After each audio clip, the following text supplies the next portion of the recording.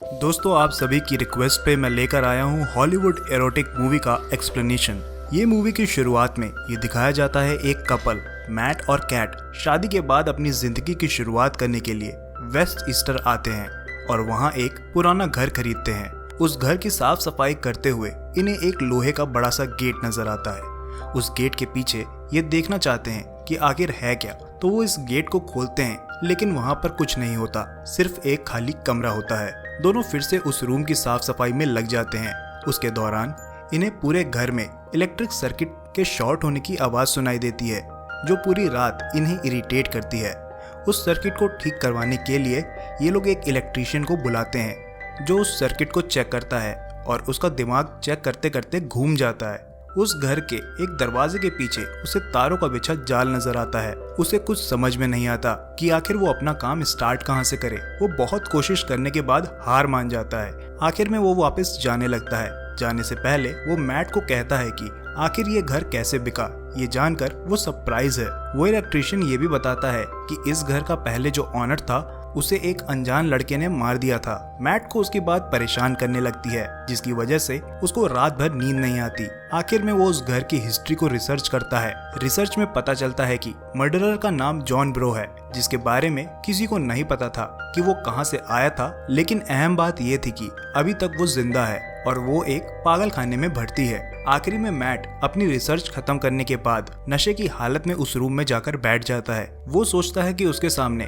काश एक और दारू की बोतल पड़ी हो, और इतने में ही कमरे की लाइट बंद होती है और उसके सामने एक दारू की बोतल आ जाती है। सुबह होते ही कैट मैट से मिलने के लिए उसके रूम में आती है और उतने में देखती है कि उसके चारों तरफ बहुत सारी महंगी महंगी पेंटिंग्स बिखरी हुई हैं। मैट से वो पूछती है कि वो पेंटिंग कैसे आई हैं। मैट कैट से बिना सवाल किए विश मांगने को कहता है। मैट की बात सुनकर कैट को लगता है कि वो मजाक कर रहा है, लेकिन फिर भी कैट मैट की बातों को मजाक मजाक में ही पूरी कर लेती है। मैट विश में $1 मिलियन मांगती है और वो $1 मिलियन पलक झपकते ही उसके सामने आ जाते हैं, जिनको देखकर वो बहुत खुशी होने के साथ साथ शॉक भी हो जाती है। मैट और कैट को ये लगता है कि ये रूम उनकी कोई भी ख्वाहिश पूरी कर सकता है। वे दोनों मिलके उसी रूम से अनगिनत ख्वाहिशें मांगना शुरू कर देते हैं, लेकिन उनकी सारी विशेष पूरी हो जाने के बाद कैट डिप्रेशन में चली जाती है। उन दोनों की लगभग सारी विशेष पूरी हो जाती हैं। उसके बाद मैट कैट से कहता है कि हमें एक बच्चा पैदा करना चाहिए। कैट सीधे सीधे उसको मना कर देती है, क्योंकि इससे पहले भी उनका 2 बच्चा मारा जा चुका था। कैट मैट से कहती है कि वो बार बार उस दुख को नहीं झेल सकती। ये कहकर वो वहाँ से चली जाती है। पर कुछ देर बाद कैट के रूम में जाते ही कैट एक बच्चे के साथ है, जिसको उस रूम में कैट ने विश में मांगा था। कैट बहुत गुस्सा हो जाता है कि उसने जो भी किया वो बहुत गलत किया, और वो कैट को राजी कर लेता है उस बच्चे को उसी कमरे में वापस करने के लिए। जब उसको वापस करने के लिए वे दोनों रूम में जाते हैं, तो उस बच्चे की मासूमियत देखकर मैट को कोई और रास्ता नजर नहीं आता। वो बच्चे को कैट की गोद में वापस कर देता है। आखिर कैट बहुत खुश हो जाती है।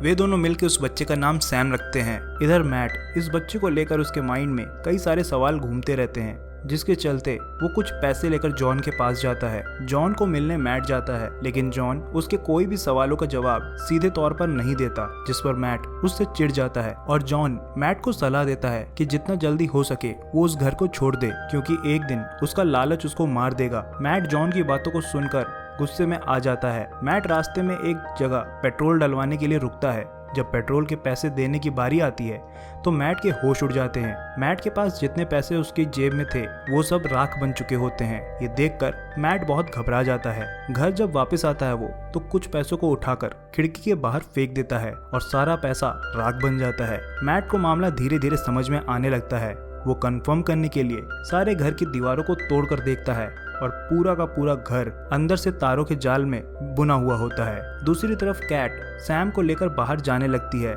मैट कैट के पास आता है और उसको बाहर जाने से मना करता है, पर कैट मैट की बात ना मानकर सैम को बाहर लेकर निकल जाती है। घर से बाहर निकलते ही सैम बहुत जल्दी बड़ा होने लगता है, जिस पर कैट चिल्लाना शुरू कर देती है। ये सुनकर मैट को कैट पर तरस आ जाता है और वो तुरंत सैम को उठाकर घर के अंदर ले आता है और मैट को समझाता है कि ये घर एक पेंटर की तरह है। ये हर चीज को बना सकता है, लेकिन एक शर्त पर, जिसमें अगर वो चीज घर से बाहर जाए तो बहुत जल्दी उसकी उम्र बढ़ने लगती है और वो कुछ दिनों बाद राख बन जाएगी। मैट की बात सुनकर कैट उदास हो जाती है, लेकिन फिर भी सैम को पालने के लिए वो डिसाइड करती है। कैट सैन के लिए बहुत ज़्यादा पॉजेसिव हो जाती है।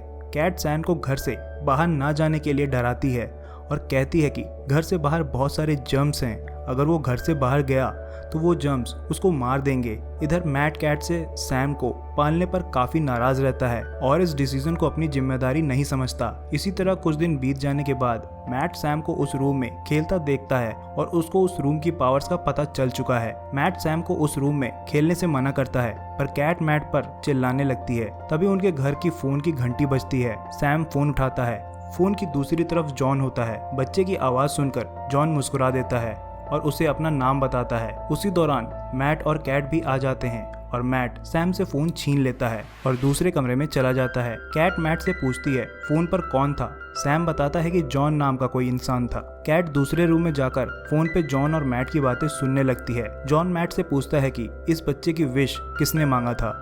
मैट बताता है कि उसकी वाइफ ने। उसके बाद मैट जॉन से पूछता है कि किसी भी मांगी हुई चीज की बढ़ती हुई उम्र को कैसे रोका जाता है। जॉन बताता है कि इसका एक ही तरीका है, जिसने इसको मांगा है उसको मरना होगा। मैट जॉन से पूछता है कि तुम्हें कैसे पता ये तरीका कामयाब है। जॉन बताता है कि वो भी वही बच्चा है। उस बच्चे को बचाने के लिए उसकी माँ ने उसके बाप को गोली मार दिया था। जॉन फोन रखने से पहले कहता है कि ये फैसला अब उसका है, या तो बच्चे को बचाने के लिए खुद मर जाए या तो बच्चे को मार दे। इधर कैट जॉन की बात सुनकर घर से बाहर निकल जाती है। सैम को बचाने के लिए खुद को मारने का सोच लेती है। वापस लौटने पर मैट कैट को समझाता है और दोबारा दोनों के दरमियान सब कुछ ठीक हो जाता है। सैम कैट के करीब मैट को देखकर नाराज हो जाता है। सुबह होने पर कैट और मैट बाहर जाते हुए उसके रूम की आवाज सुनते हैं। मैट सैम की तरफ बढ़ता है लेकिन सैम गन सामने रखता है, लेकिन कैट ये सब देखकर बेहोश होकर गिर जाती है। होश आने पर अपने सामने सिर्फ मैट को देखती है। मैट बताता है कि हादसे में सैम को गोली लग गई और उसने उसकी लाश को बाहर फेंक दिया है और वो लाश राख बन गई है। मैट की बात सुनकर कैट को सैम के बारे में बहुत बुरा लगता है और उतने में ही कैट को पता चलता है कि वो मैट नहीं बल्कि सैम है। ये सुनकर कैट वहाँ से भागने की कोशिश करती है। सैम उसको पकड़ लेता है और उसका रेप करने लगता है। इस दौरान मैट को होश आ जाता है और वो दीवार को तोड़कर अंदर आता है और कैट को बचाने लगता है। मैट और कैट दोनों उस घर से बाहर निकलने लगते हैं। सैम भी उनके पीछे पीछे बाहर आता है। इस दौरान सैम की उम्र तेजी से बढ़ने लगती है और वो राख बन जाता है। कुछ ही दिनों में कैट माँ बनने वाली होती है। इस पर खुश होने की बजाय परेशान होने लगती है। उसको पता चलता है कि ये बच्चा सैम का है और ये मूवी यहीं पर एंड हो जाती है।